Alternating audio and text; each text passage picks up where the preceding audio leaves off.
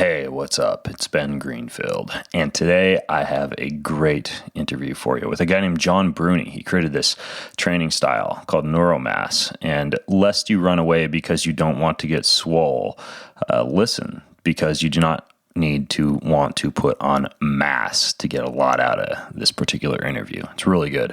I've been using this program in my hotel rooms when I travel, body weight, kettlebell. It's very, very interesting. So we delve into a lot of neuromuscular chatter. I myself am about to head down to Lake Tahoe to put the finishing touches on what is called the Spartan Delta. I'm competing in the Spartan World Championships, so I will be running and diving and barbed wire crawling over about 30 plus miles of obstacles to finish off what I've been doing all year. Pretty tough event where you race a trifecta, which is a sprint, a super, and a beast Spartan. You complete a Spartan X coaching certification and a Spartan SGX coaching certification, and you get your Agogi, where I suffered at 38 degrees below zero back in Vermont for about 48 hours of racing. And then you do a 4-hour, what's called a hurricane heat, and a 12-hour hurricane heat, which is just overnight hauling sandbags and completing all matter of masochism. And then finally an ultra beast, which will culminate this weekend. So if you want to follow all the action on that, look for hashtag Obstacle Dominator, or check out my website, obstacledominator.com, obstacledominator.com, if you want to follow the action over there. Now, this podcast is brought to you by Safe Catch Tuna. Yes, tuna, not camels, but tuna. Safe Catch Tuna is the brand of tuna, the only brand actually that tests for mercury. They test every single fish, every single lone tuna individually for mercury levels. And they actually invented the technology to test each of these fish. And they found that this Safe Catch Tuna has the lowest mercury of any brand because they test every fish. They actually test to a limit that's 10 times stricter than the FDA. And if you've listened to any of my previous podcasts about mercury and metals and accumulation of metals in the body, even if you don't have nasty little dental amalgams and mercury fillings, you know that fish is a huge source of metals.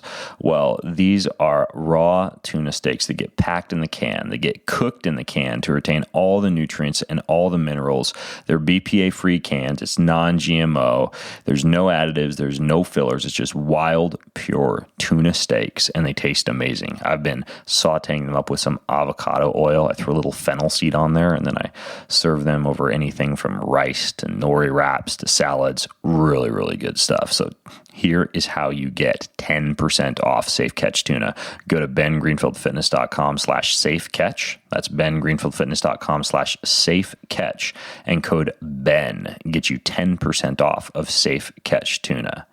Now, a couple of other things. I want to tell you about something that my refrigerator is chock full of right now, and that is camel milk. No, I did not adopt a pet camel. I instead get this stuff shipped to my house. It comes in these little bottles, or you can get it in powder. Why do I drink camel milk? Well, I have goats, and I drink goat milk, and that does pretty well with my body, whereas cow's milk does not. But camel milk is one of the most biocompatible milks on the face of the planet when it comes to supplying amino acids for things like muscle protein synthesis. And camel's milk, you may not know this about cow's milk, but camel's milk does not contain the allergenic, what's called the A1 protein that cow's milk contains. And believe it or not, goat's milk also contains this A1 allergenic protein. Many people can't even do goat's milk, but almost nobody is allergic to cow's milk, or rather camel milk, because it has this A2 beta casein. So camel milk has this non-allergenic beta casein protein, which means that people don't get an allergic reaction to it. You get all of the benefits of it. It's raw, it's non-homogenized, it's produced in a gluten-free facility. All the camels get non-GMO feed, soy and corn-free feed. There's no hormones, no additives, just camels chomping on grass, pasture-raised camels made in the USA. Yes, these are USA camels. And the other very cool thing, the reason I like this, is it reduces inflammation and helps to heal a leaky gut. camel milk literally acts like a gut shot, reducing inflammation. And the way that it does that is it actually stimulates the immune cells that reside in your gastrointestinal system and keeps partially digested food from leaking out of your intestines. Nasty thought, but camel's milk turns all that around. So you get a 20% discount on camel's milk. You go to bengreenfieldfitness.com/camel milk and you use code BEN20 over there. Go to bengreenfieldfitness.com/camel milk and use code BEN20 to get 20% off your camel milk. And then finally, you may have heard me talk about electrical muscle stimulation before, and there are different ways to use it. I mean, you can use e-stim devices to simulate a 600-pound squat. We actually talk about that a little bit in today's episode, but you can also use a special waveform of electrical muscle stimulation called a square waveform. And the way these square waveforms work is they grab your slow twitch muscle fibers and then gradually work their way up to fast twitch muscle fibers so they don't hit an injured muscle with what could technically cause it to get injured even more. So not all electrical muscle stimulation is created equal. So this EMS unit that you can use to heal injuries and reduce pain and soreness, this one's called a Mark Pro. It's the only one that has this square waveform, the only one on the face of the planet. So it's called a Mark Pro, M-A-R-C Pro. And you get a 5% discount on a Mark Pro if you use promo code BEN at markpro.com. It's super easy to use. You do not need to have a knowledge of anatomy. Well, maybe you got to know like where a bone or a muscle is that you want to put it over. You need to at least know your knee from your elbow. That's about it. Slap these electrodes on, put it on, and go to town. And this thing will heal injuries very quickly. I use it almost every week. So you use promo code BEN for a 5% discount at markpro.com. That's marcpro.com. So you've got your camel milk and your tuna, your electrical muscle stimulation. You're off to the races. Let's go check out Neuromass with John Bruni. In this episode of the Ben Greenfield Fitness Show.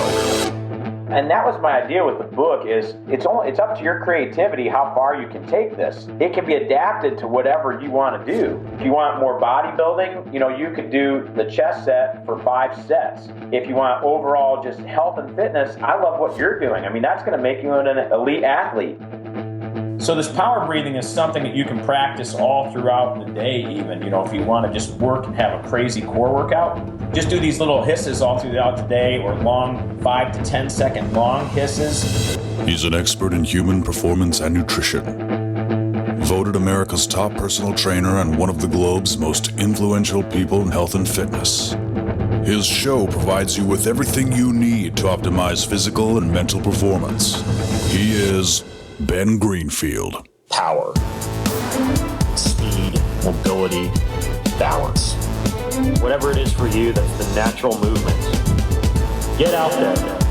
When you look at all the studies done, studies that have shown the greatest efficacy. All the information you need in one place, right here, right now, on the Ben Greenfield Fitness Podcast.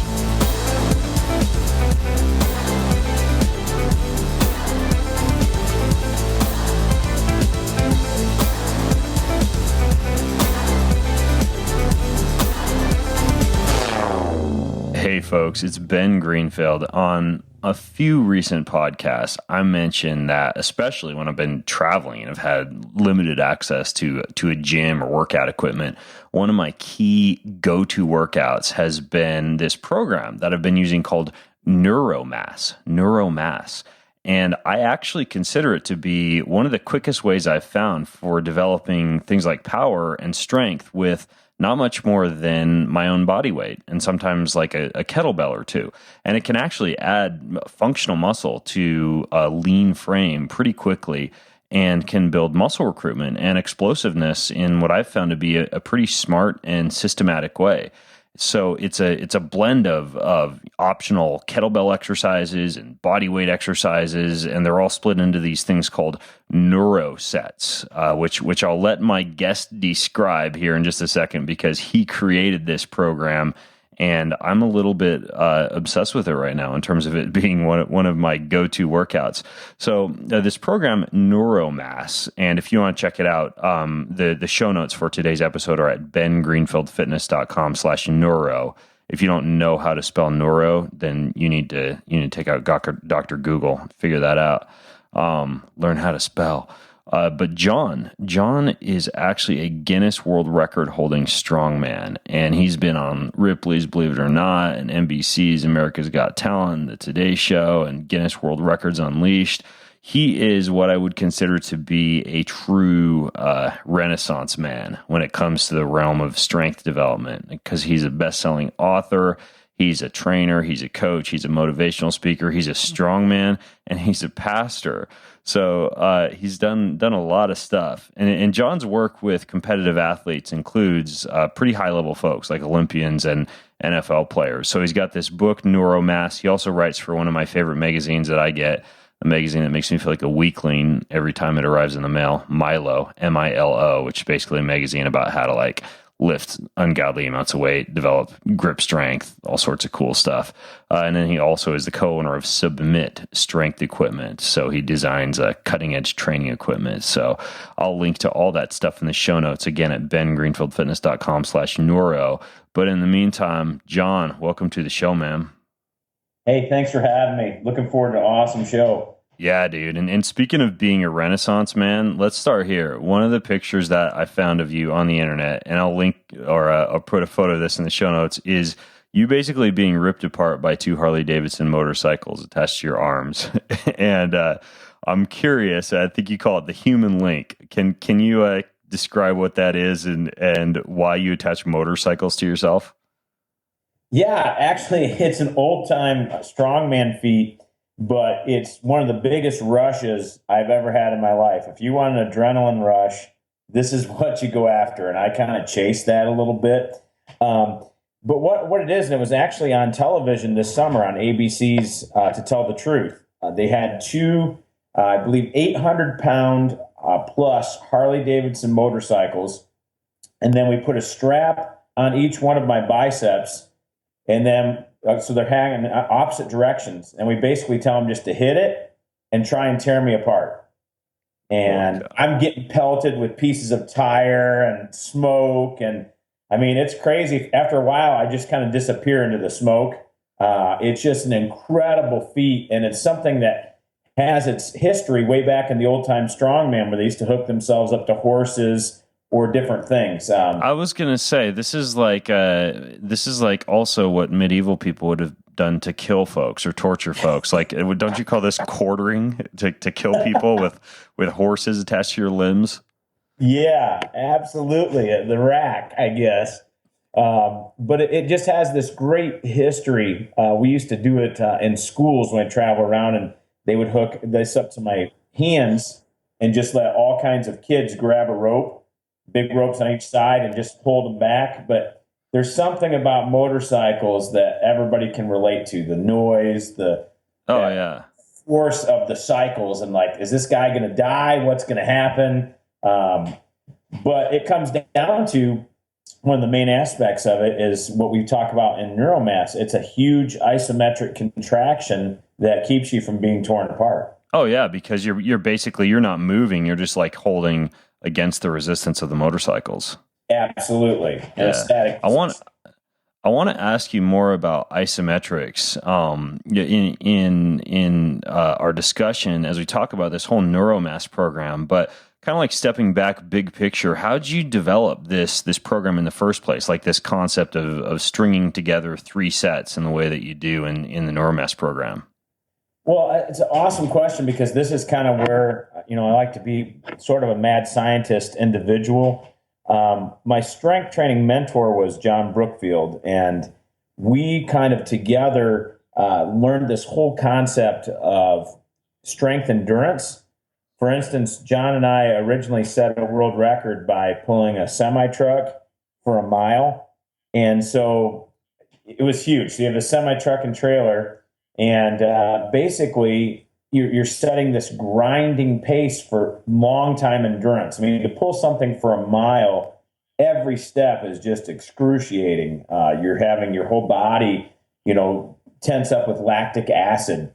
But so John kind of pioneered this whole aspect of strength endurance. And then all of my friends, were into the maximum amount of strength you could lift. So it's basically, this whole 1 rep max, system. Well, then I'm also a big proponent, because in my shows, I do a lot of breaking bricks and boards and all that stuff that requires speed. So I said, you've got to really combine all 3 of these to really become a total athlete. You can't just be one or the other. You can't just be strength endurance. You can't just be power, and you can't just be isometric. So I wanted to do is to get something that would actually teach the nervous system to recruit more muscle fiber. So that what it basically is I wanted to build this smart muscle, and where you could kind of have multiple angles of resistance, and that would kind of bypass your genetics a little bit, because I'm not the most genetically gifted guy. I'm just an average Joe who kind of has plugged away at this stuff and tried to develop my mind and body. And that's kind of how it came out. So the idea is that instead of just like building up like slabs and slabs of muscle, or just developing like isometric strength and the ability to resist, or just developing explosive power, or even the ability to just like move objects for a long period of time, you're trying to combine all of those things into one workout. Absolutely, and compress it in a time frame that is doable. During my strength training season, show season, because you're prepping all these events, the actual training sessions were going about 2 hours plus, which is just not good for your cortisol levels. It's not good for your hormones, trying to get in all these different aspects of strength training. And so I thought, how can we combine all this into a doable, workable time period also that will still give you the same results, but it's not going to burn your body out? And I also wanted to develop something that where you didn't have to go extremely heavy all the time, that you could use kettlebells and body weight, especially during deloads and traveling. But this will apply to any kind of weight resistance you want. But I wanted to make it, how can everyday Joe have smart muscle without having to go through all the rigmarole of 2 and 3 hour workouts? Yeah, it makes sense. And you certainly do compress a great deal of work into the body in a short period of time. I think I've almost passed out in a hotel room before doing like an isometric deadlift using the bath towel in the hotel based on, you do have this in the book, like some of the isometrics, you literally are just using like a giant bath towel. And maybe we'll get into that later. I have yet to actually rip apart or destroy any towels, but I've been amazed at how much I can exhaust a muscle with a bath towel. So anyways, your neurosets, let's jump into brass tacks, because the Neuromass program, there's 3 different types of sets that you do, and you kind of string them all together. And the first type of set is called a grind. Can you describe a grind and why you start off with that as kind of like the first set that you do in a workout? Well, grind is kind of the bread and butter of most workouts. Again, I'm not talking about your cardiovascular training or specific training. But as far as your overall, you're going to have overall fitness, the grind is a big, exercise that places resistance on the huge muscle groups. And you have to require total body tension. So these are your squats and your heavy presses. Okay, if your body weight, your body weight squats, your push-ups, handstand push-ups, all these type of things. And they're done in a really slow manner. I had a guy tweet me well, what is the tempo on a grind? How slow do you go? And I said, slow enough to make it miserable, because that's what you want to do. You want to exhaust that muscle fiber and work in such a fashion that you can feel it deep, deep, deep into the tissue. Yeah, when I first started doing the grinds, it reminded me, are you familiar with this guy named Doug McGuff? He's like he's a cardiologist, I believe, but he's also written a book called Body by Science. I'm not familiar with it, but the book name sounds familiar. Not familiar with his name. Okay, so he works with a lot of seniors, and he developed a program that develops huge amounts of what's called peripheral blood pressure without a lot of central blood pressure, and it allows you to work out with little to no impact. And in his program, even though I'm not a big fan of Kaiser and Nautilus and all these exercise machines versus functional things like a kettlebell, for example, or a bath towel, he has this program where you'll do like super, super slow sets. So it's all about time under tension, where you'll spend 30 to 60 seconds per rep, right? And you'll do just one single set of 5 to 8 reps or so of like a chest press, a leg press, a pull down, and a seated row.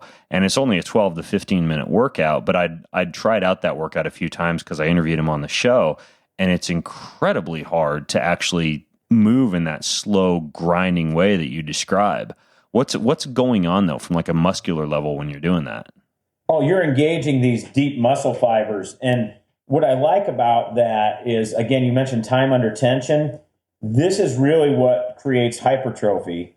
And especially with the older you get, the more you need to engage in these hypertrophic, probably bad language there, but more you need to engage in those activities that are stimulating muscle growth because you're going through so much muscle wasting. And, if you're doing it right, you'll pour buckets of sweat. Literally, because you're engaging. And this is why I try and tell people, imagine. And this comes back to maybe some of the martial arts that I practice. Like I said in the introduction, you talk about being a Renaissance man. I kind of do a little bit of everything. Learning to go through a movement as if you have 1,000 pounds on your shoulders. In the opening of the book, I show some of the chain lifting that I do. You put 1,000 pounds plus and you're doing these chain lift squats. Well, even if you're just using your body weight, you want to engage those quads and make them tight enough, create that whole body tension tight enough, just as if you had 1,000 pounds on your back. So you're kind of imagining mentally, and this is where one of the things I love about Neuromass, you've got to engage your mind and your body to go slowly through these movements and engage the muscle fiber, which is counterintuitive for a lot of people because most people just want to get through it as fast as they can. And that's not what you want. Yeah, and that incredible amount of focus when you're going extremely slow. Do you need to breathe a certain way when you're doing your grind? Yeah, I teach power breathing, and it's always come out of my background of being a musician, having voice lessons as a young student. So I kind of learned this before I got into the weightlifting game. But basically, you're breathing into the diaphragm and then creating a hiss. Now, you can actually hold your breath, but for most people that are, just wanting regular gains, you're not into the hyper level of powerlifting, you shouldn't hold your breath. So what you're going to do is we call it power breathing, where you're inhaling through the diaphragm, and then you're actually hissing out and creating this huge tension. And I'll describe it while we're talking here. If you just would put your tongue against your teeth and just all of a sudden make that hissing noise, you'll notice how hard your abdominals contract. Yeah. And how hard your entire midsection contracts. Well, that's what you want because that's creating that tension all the way through the movement. And as you hiss out on the way up, you're still having that tension. What a lot of people teach is just inhale and breathe out on the way up. Well, you're losing tension, you're losing power. And if you're using weights in that system, you're actually going to, put yourself in a dangerous position. So this power breathing is something that you can practice all throughout the day even. If you want to just work and have a crazy core workout, just do these little hisses all throughout the day, or long 5 to 10 second long hisses where you're doing it. And it's just like a compressed hose, where the air can barely come out. And you're going to find your abs, your whole core is sore for days. And yeah, it like that type of breathing, like what you mentioned, that you can create your own resistance with your tongue. But like in my car, in my glove box, I keep one of these Powerlung devices that resist the air going in and the air coming out. I know one, you mentioned MMA. There's another called Boss Rutan. I know he has like some kind of like a lung training device as well, but it's all based around inspiratory and expiratory muscle training. And I think there probably is a lot of crossover behind like using a device like that and then using that same type of feeling of resisting the breath when you're doing one of these grind sets. But you're right. It can, like if I go for a 2-hour drive, if I got to like drive down to let's say like Moscow, Idaho is a place I'll drive to sometimes. It takes me about an hour and a half to get to.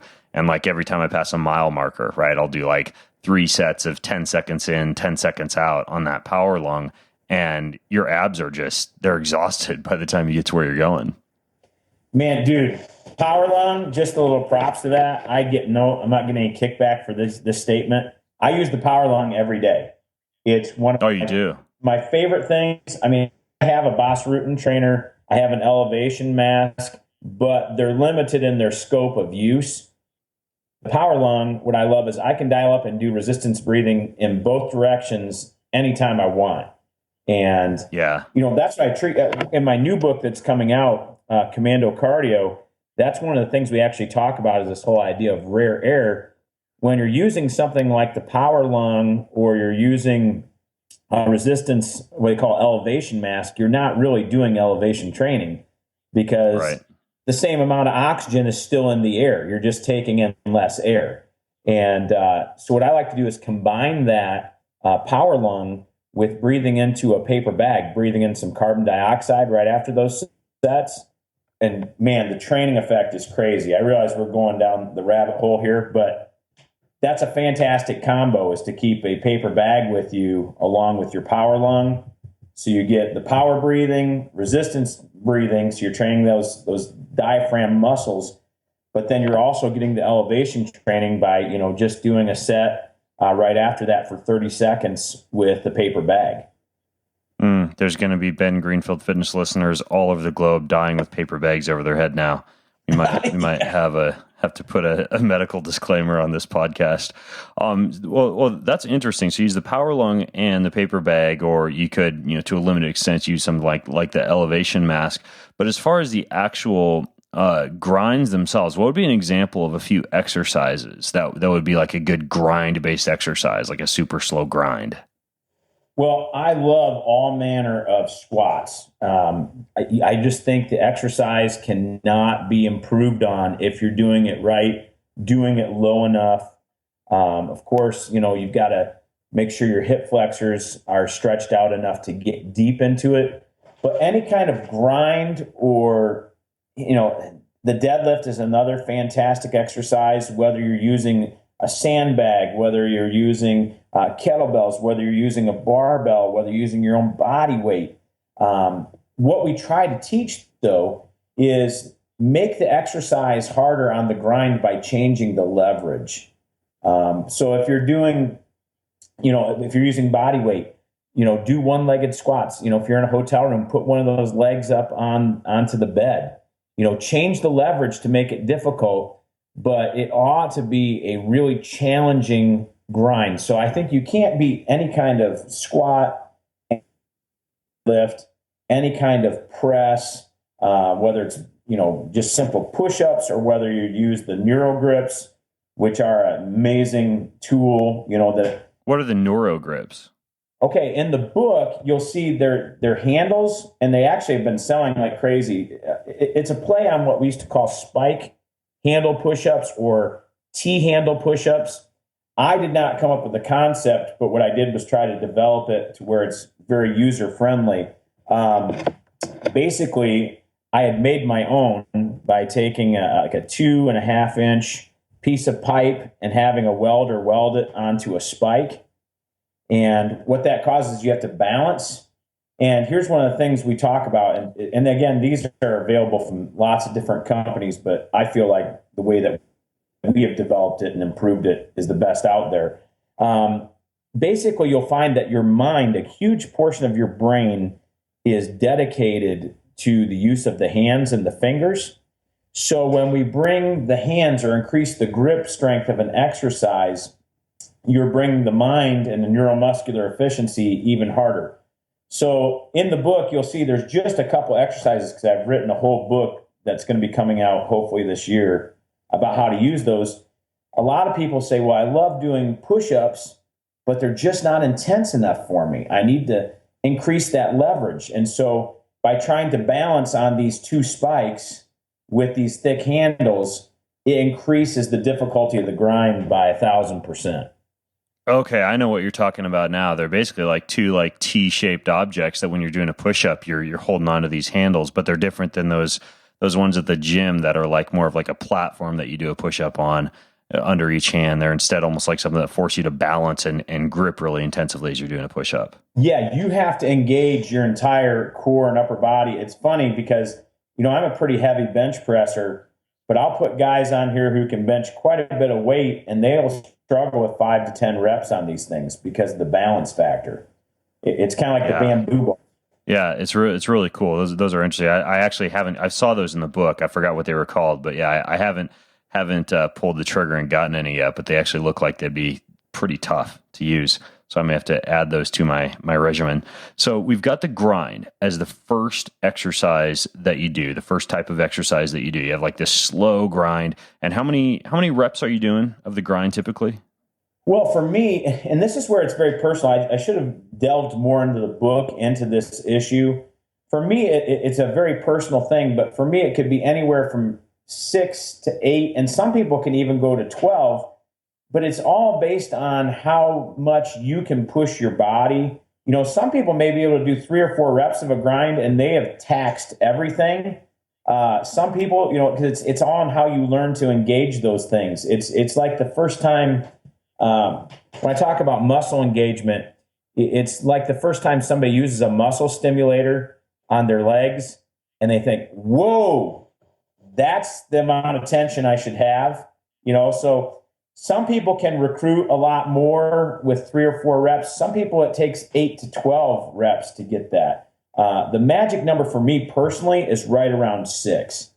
But again, Gotcha. I try, the lower the number, the better if you can keep that much tension. Gotcha. You mean like an electrical muscle stimulator when you're talking about like people actually realizing how hard to contract a muscle? Yeah, I mean, the first time my family watched me do use the Compex unit, and man, my muscles are just popping out everywhere. That's the feeling, though, you want to go after, that deep stimulation. You know, that's one of the things I love about muscle stims is it takes all the fibers. You can see them just pop out. That's the goal mentally, what you want to do when you do a grind. Yeah. Have you ever heard of this guy named Jay Schroeder? I'm not sure. Okay. I had him on the show before. No, he uses a different machine. The Compex is the one that I own for electrical muscle stimulation to like get a whole bunch of muscle fibers recruited all at once. And like you said, like you don't realize how many muscle fibers that you can actually recruit until you slap the electrodes on like your quads and just jack that thing all the way up. But he uses one that's even more powerful. It's called the ARP wave. It's like based on some kind of like Russian e-stim technology. It's the same one that like Dave Asprey, the bulletproof exec, uses this one, and I've seen it at a lot of conferences. It's getting more popular, but it's like a high level electrical stimulation device that can simulate like close to I guess like 1,000-pound squat when you put it on your quads and hamstrings. But it's called the ARP wave. I think that one's like a $10,000 unit. Well, that's awesome, but that's out of my price range right now. Yeah. The Compex is enough for most mere mortals. All right, so we've got the grind, and then after the grind, you move into this isometric hold, right? Well, we're going to go into dynamic power drill. Oh, so the power comes after the grind. That's right. I should know this. So the dynamic power comes after the grind, and how's the dynamic power go? Well, it's some kind of speed movement, power movement. So it's going to look different based on the exercise or the muscle group that you're choosing to work. But the goal is to have maximum speed and maximum velocity and be able to keep that up, you know, for 15 all the way to 60 seconds, depending on how hard you can work. And we have things like the neuroburner, any of those type of things, those explosive movements. My MMA guys love these movements. They include any kinds of jumps, anything that where you just have to explode, sprinting. One of my favorite exercises is the anchor sprint. And that's where you're going to take a yoga block and put it out in front of you, extend your arms and try to push the yoga block in as hard as you can while you're sprinting. I use this exercise on so many people, and the first reaction is they almost want to fall over because you're teaching your body to do an isometric contraction with the top, while the bottom is doing this dynamic power drill. But any kind of speed movement, when you do these things, so you've gone from the grind, now you're immediately going into explosive movement. And this is what I love about this workout is most athletes are in one or the other camps. They're either in I'm all power, like a sprinter, or I'm all evolve, into the grinding movements. And by combining these, again, you're forcing the nervous system to recruit more fibers.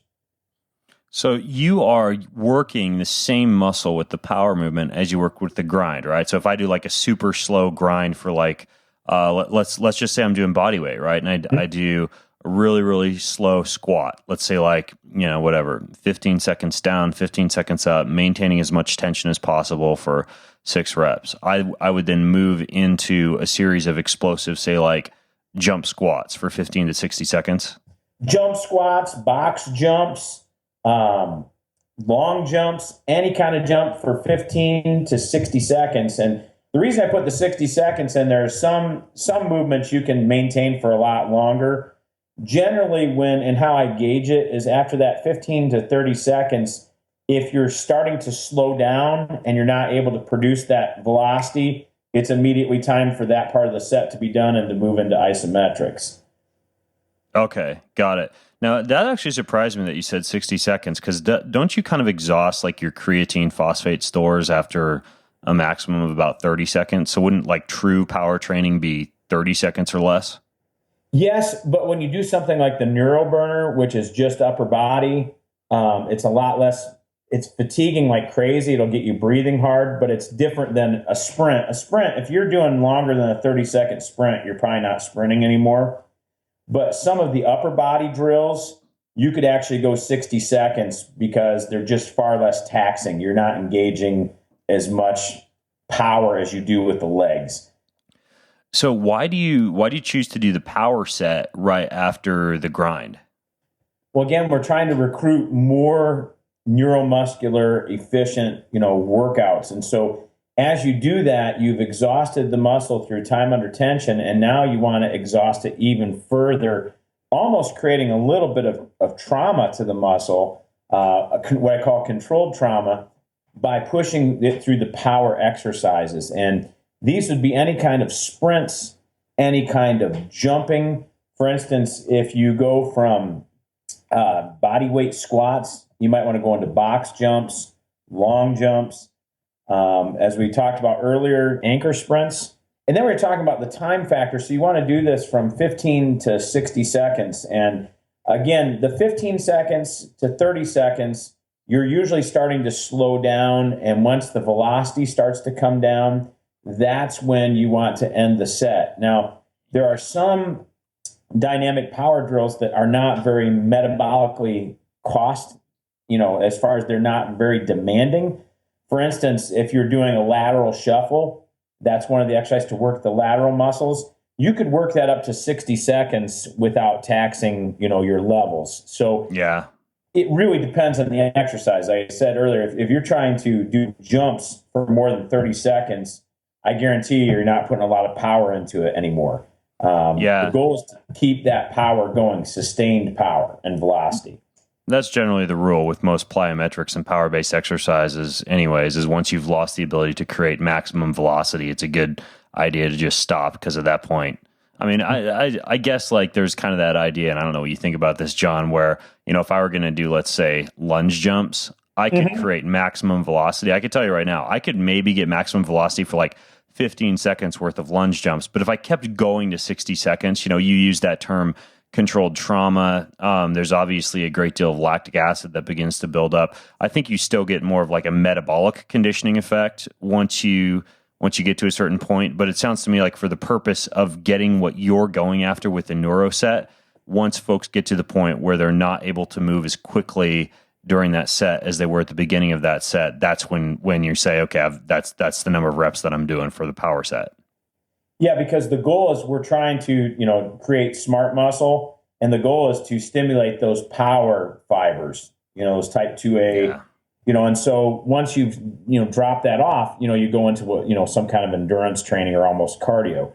And that's how you can adapt this program. We can talk about that later. You could adapt this program for endurance too, if you wanted to. It's all what your training goals are.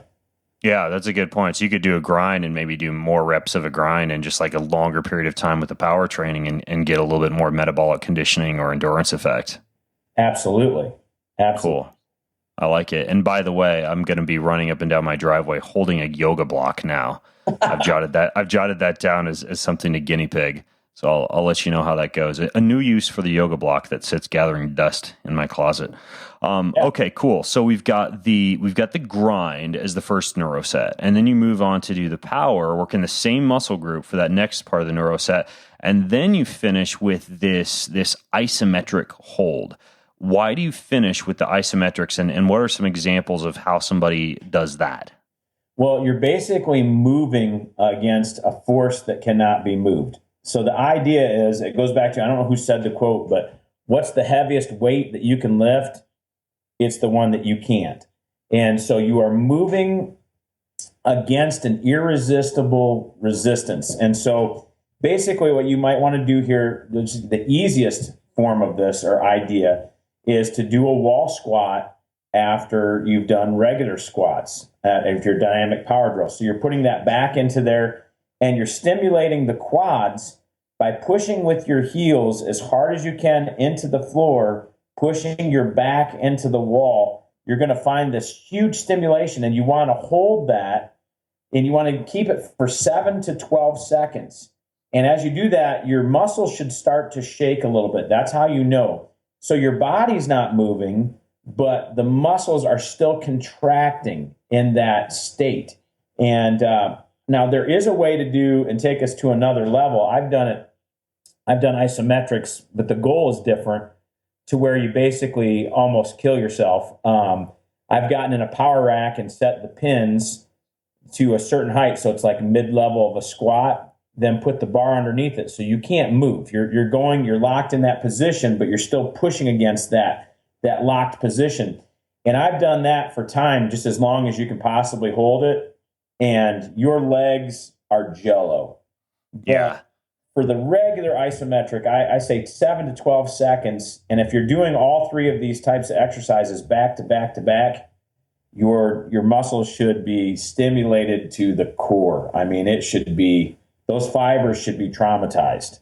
Yeah, I agree. Because I kind of laughed when I was reading your book and I saw you said 7 to 12 seconds for holding the isometric. But then I actually did the set, right? Like I did the grind first, and then I did the power set, and then I finished with this isometric hold. And you're not just sitting there when you do the isometric hold. Like I think a lot of people are used to a wall squat being just like, put your back and your ass against the wall for as long as you can sit there. But you actually, like you just talked about, like to stimulate the quadriceps, for example, you are pressing your heels as freaking hard as you can into the ground for those 7 to 12 seconds. And it becomes extremely difficult. Like when you're talking about like the minimum effective dose of exercise, for me, going for those really, really short isometric holds where I'm just recruiting as many muscle fibers as possible and squeezing the muscle as hard as I can. I had learned how to do that a little bit from, you probably know who Pablo Zatolin is, right? Oh, absolutely. Yeah, like his plank hold, you're doing a plank, but rather than holding a front plank for 5 minutes, you're just like doing a full-on hardcore isometric plank contraction for like 10 seconds. And it's kind of like that same concept.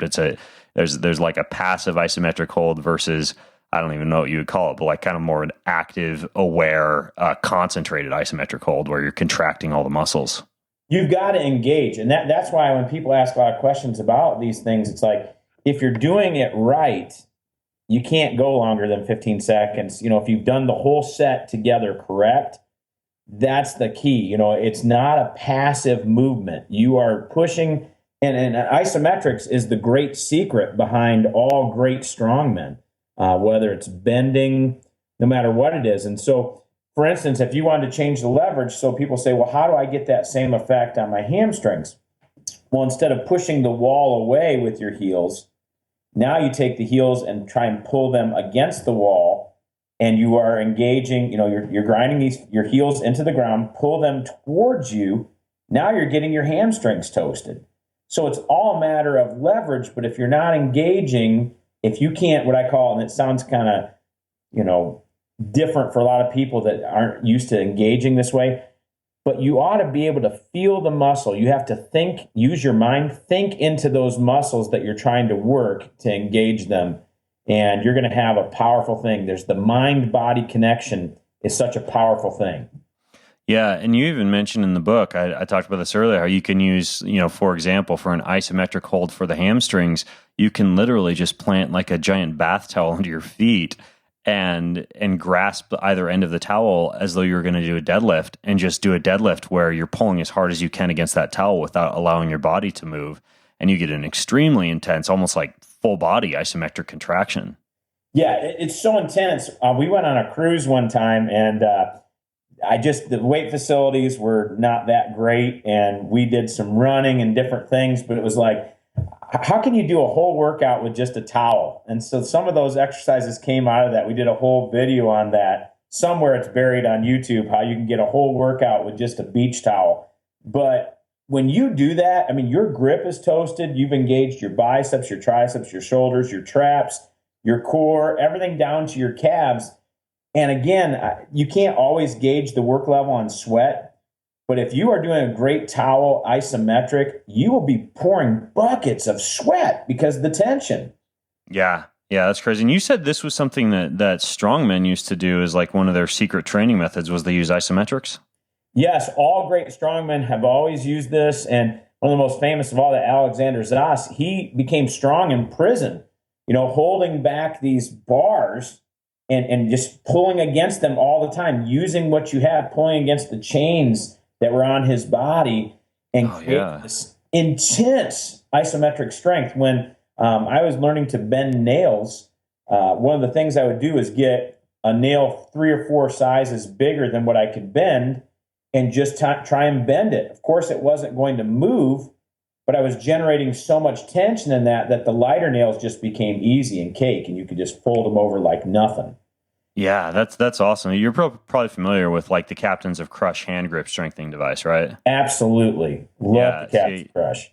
In addition to all sorts of goodies and toys in my glove box, but in addition to the Powerlung, and I keep these in my bags too, so when I'm on an airplane or I'm at a conference standing in the back and not able to exercise, I do isometric contractions with these Captains of Crush devices. I mean, you can just, squeeze it as hard as you can 10 times in a row or whatever, but I'll hold it just as hard as I can for as long as I can. And it's just this intense hand grip strengthening device.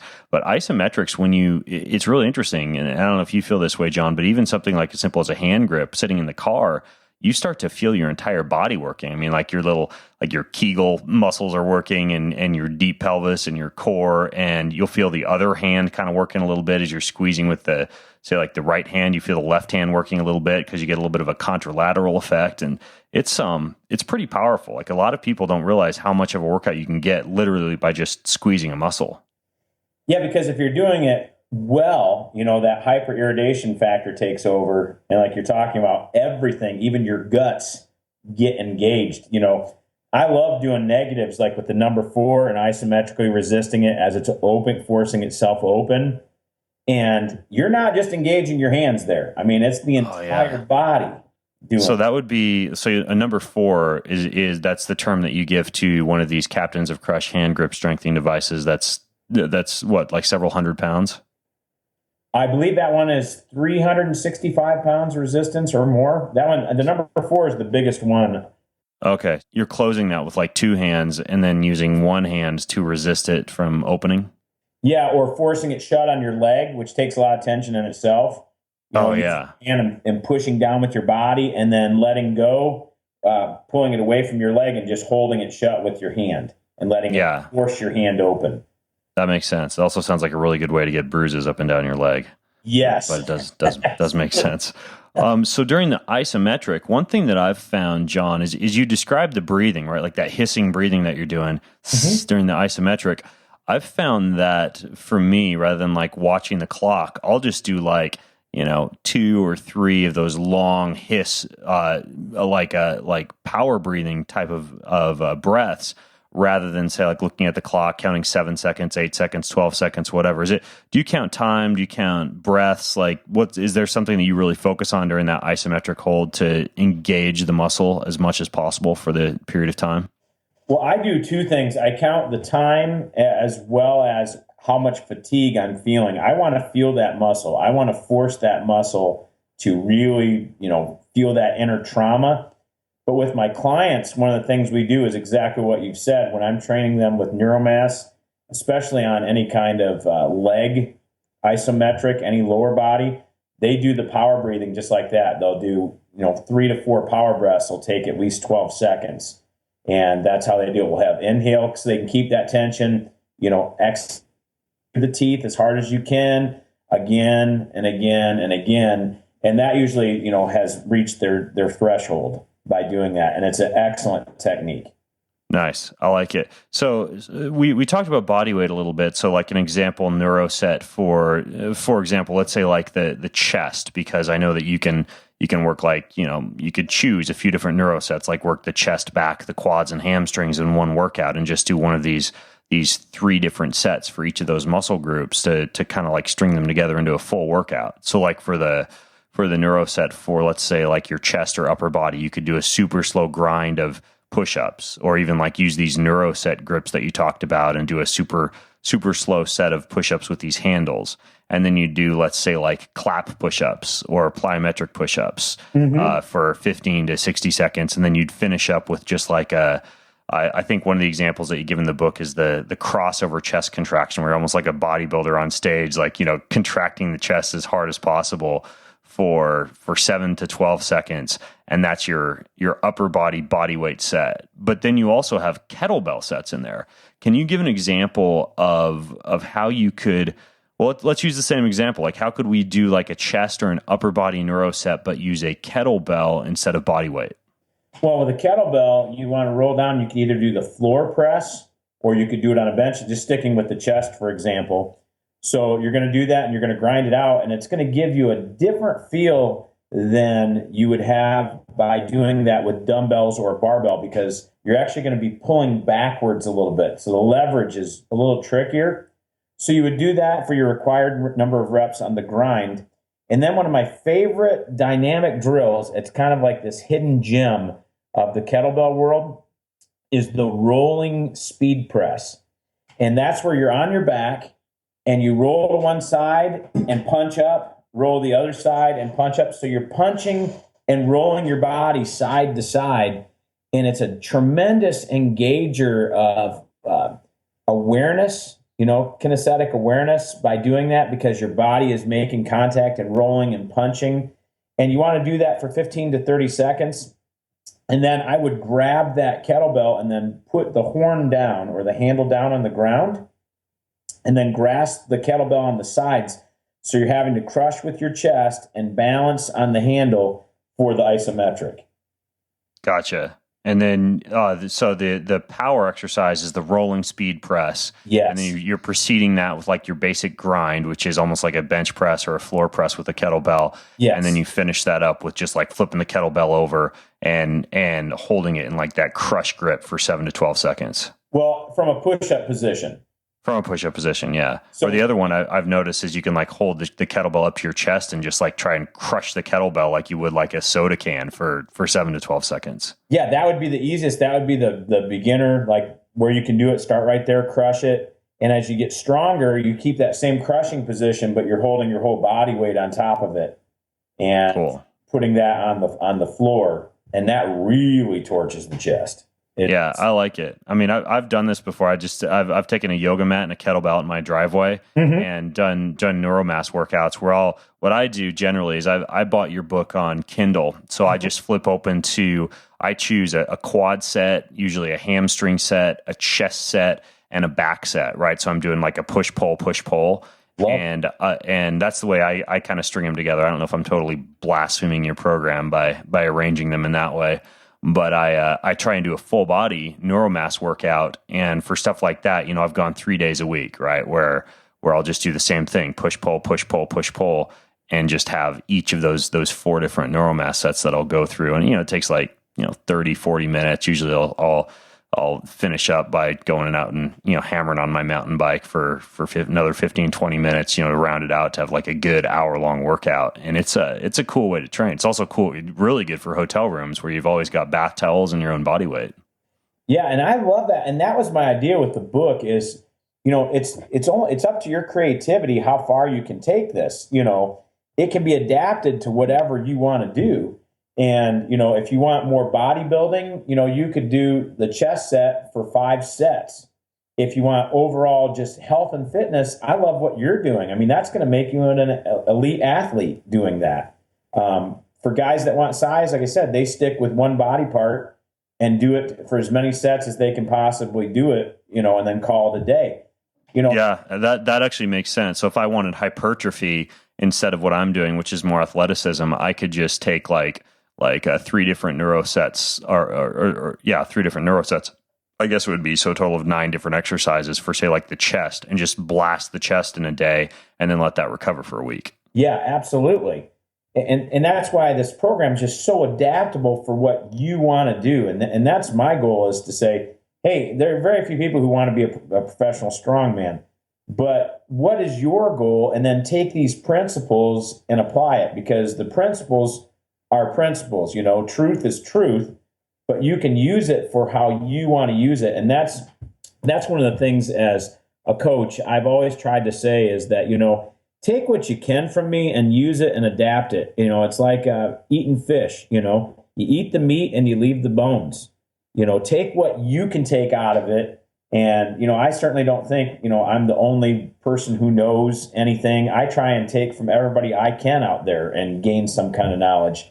And that's the idea. Take this stuff and make it your own. That's what I love.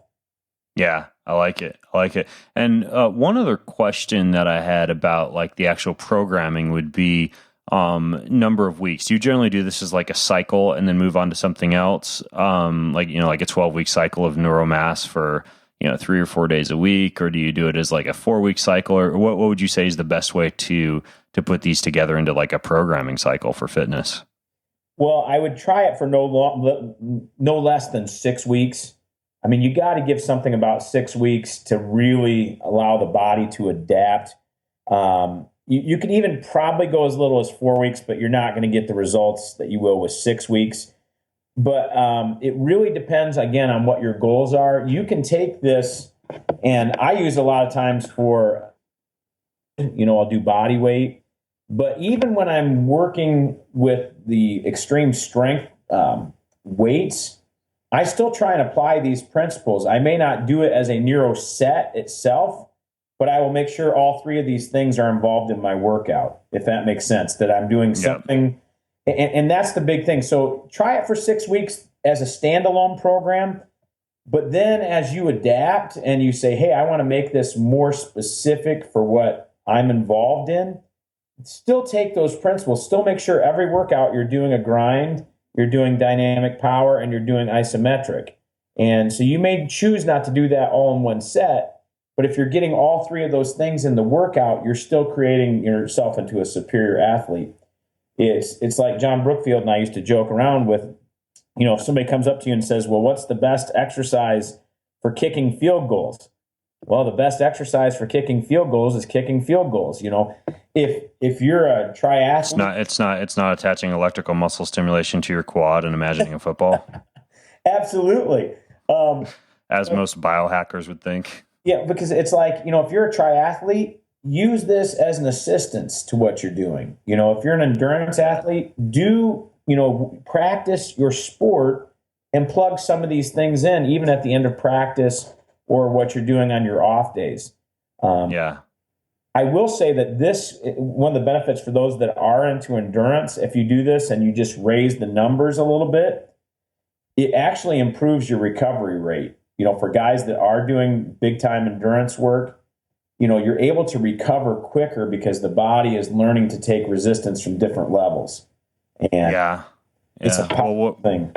We're going to find out if it's powerful, man, because I've been traveling a ton lately. I've been on the road, speaking, going to conferences, living on airplanes, that I've been just basically, I've got my Kindle in my bag and I pull it out and I open up your book and just, flip to a few neurosets, circle them and go to town when I get to my hotel room, or even, just like in the crappy hotel gym, I'll even sometimes substitute a dumbbell instead of a kettlebell, and do the same exercises. But I've got the Spartan Ultra Beast, the Spartan World Championships in a couple of weeks. And basically my workouts have been very brief forays into heavy sprinting, some long hikes, and then this neuromass program with a little bit of powerlifting thrown in. So we'll find out if it really does work, man. If I find myself stranded on the slopes of Tahoe being pulled off the course after the time cut off, I'll blame you. Yes, and please do. Dude, I love that. That's a great combo, man. You put sprints with anything, it's just going to be killer. Oh, dude, you do like a neuromass set, like in a hotel room that's got a treadmill, and just put the treadmill on max incline, or like 15%, and as fast as you can get it going. Let's say like 10 miles an hour, and I'll finish up a neuromass set with like there's another guy named Martin Rooney who wrote a book called Cardio Workouts for Warriors, and I lifted this from that book. But you do 10 sets of 30 seconds on the treadmill, just max speed, max incline. Every time you get to 30 seconds, you hop off and just walk around the room till you don't want to vomit anymore, and then you jump back on the treadmill, and that's kind of like the finisher. He calls that a hurricane. So you finish up like a neuro set with a hurricane. And man, I mean, you know, when it comes to getting the minimum effective dose of exercise or building endurance with a minimum amount of time, you do have to go into the pain cave, but you can save yourself a ton of time, you know, using strategies like that. Dude, sprint intervals, whether you're doing them on a treadmill, whether you're doing them with the battling ropes, I mean, they cannot be beat for your conditioning factor. I mean, I absolutely love them. You know, finishers are a whole great talk about sometimes. I have friends that use neuromass as a finisher sometimes with a light weight. Yeah. You know? Yeah, I could see that. Like just go through a neuro set as a finisher after you've done a full workout. Yep, with a light barbell, you know, and go through it. Because that's the thing, you can apply, you know, plug in barbells, dumbbells, body weight, whatever you want to plug in. That's the beauty of the system. But I love those sprint intervals. I'm a big guy, and so that's one of my favorite workouts just for fat loss is to get on and do sprint intervals on the treadmill, because it forces you to go a certain speed that you set it as. You know, it's forcing me to stretch out. You know, if I put the treadmill on, I've got one at home that goes up to 12, and I don't do too well at 12, but about 11 miles per hour for short sprints, that my body's moving. My legs are pumping, you know. Yeah, especially once you toss the incline on there, man. Makes it and tough. I love it. I love it. Yeah. Well, cool. I'm going to link to everything that we talked about, from, of course, your book, Neuromass, to the magazine that you write for, Milo, which I like and subscribe to, the Compex Electrostim, these neuro grips that you talked about. I got to remember to pick some of those up later on today. The Powerlung, everything. Just go to bengreenfieldfitness.com/neuro. That's bengreenfieldfitness.com/NEURO there. Thank you. I spelled it for you.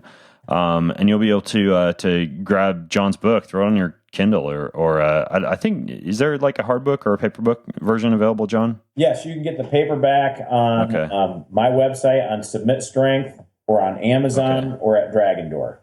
Cool. Sweet. I'll link to that too. Oh, and by the way, if any of you are listening and you're into strength and you don't subscribe to the Dragon Door catalog, you got to get on that bandwagon too. It's got like all those guys I mentioned, like Martin Rooney and Pavel Zetzeline, and you know, other guys who've been on the show before, like Dan John, and John, of course, is on there. So check that out too.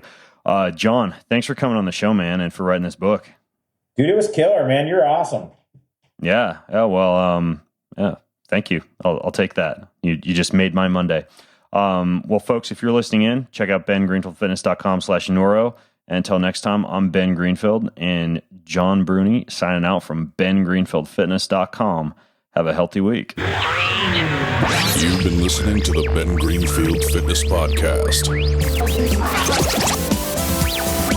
Go to bengreenfieldfitness.com for even more cutting-edge fitness and performance advice.